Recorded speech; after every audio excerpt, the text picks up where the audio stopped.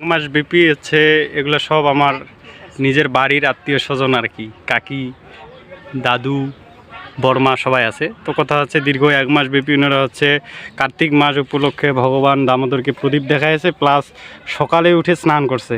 তো আগামীকাল রাস পূর্ণিমার মধ্যে দিয়ে এই তিথিটা বা এই দিনটা শেষ হয়ে যাবে, সেই উদ্দেশ্যে আজকে গঙ্গা স্নানের জন্য আসা হয়েছে।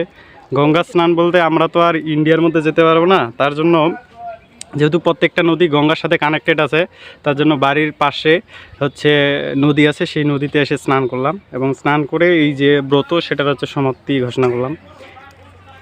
তো এগুলো হচ্ছে, এটা হচ্ছে আমার ঠাকুমা, তারপরে কাকি, এটা দাদু, তারপরে দিদিমা, তারপরে এটা ভাতিজা, এটা ঠাকুমা, এটাও ঠাকুমা, এটাও ঠাকুমা, এটা কাকি, এটা ঠাকুমা, এটা বড়মা, এটা হচ্ছে আমার মা, এটা হচ্ছে আমার ঠাকুমা।